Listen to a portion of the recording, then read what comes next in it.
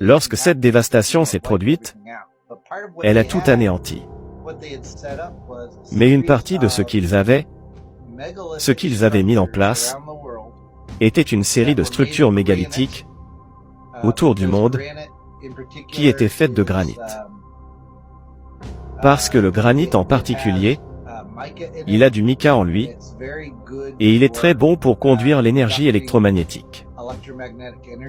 Et ces structures étaient construites sur un réseau de maillage mondial. Donc ces ruines mégalithiques étaient toutes construites à des points nodaux clés autour de la planète, qui pouvaient capter et transmettre cette énergie électromagnétique autour de la planète, de sorte que tout le monde puisse travailler avec. En fait, nous croyons même que les condensateurs qu'ils utilisaient ressemblaient à l'arche de l'Alliance que l'on trouve dans la Bible. L'arche de l'Alliance que l'on trouve dans la Bible est cette boîte que personne ne pouvait toucher.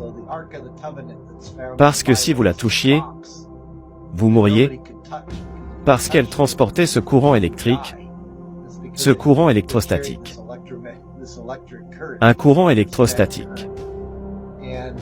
Et lorsque ces boîtes étaient placées à l'intérieur de certaines de ces structures de granit, elles commençaient à accumuler de l'électricité statique, électrostatique, sur une période de plusieurs jours, puis elles la diffusaient à partir de cette zone, le long de ces lignes de force, et c'est ce que tout le monde utilisait pour alimenter les choses en énergie.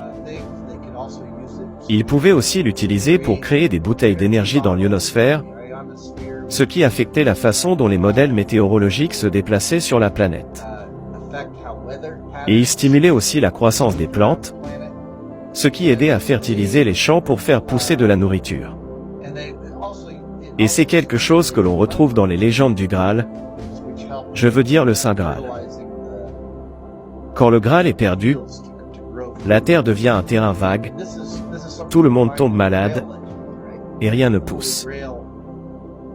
Il faut donc retrouver le Graal, pour faire renaître la végétation, pour que les choses recommencent à pousser, et pour que tout prospère.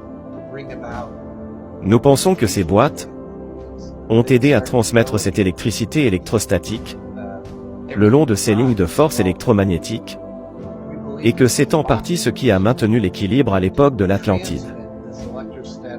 Et lorsque cet événement s'est produit pendant le jeune Dryas, tout a été anéanti, tout a été mis hors ligne.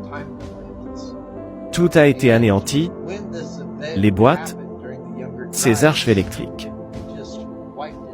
On trouve des preuves de l'existence de ces technologies en Égypte. Elles sont préservées sur les murs des temples.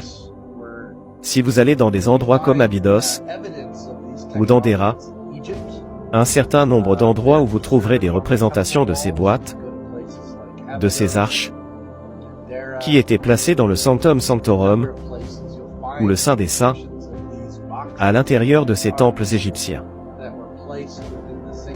Et c'est comme, ils étaient vénérés comme des vestiges de cette civilisation précédente. L'Atlantide.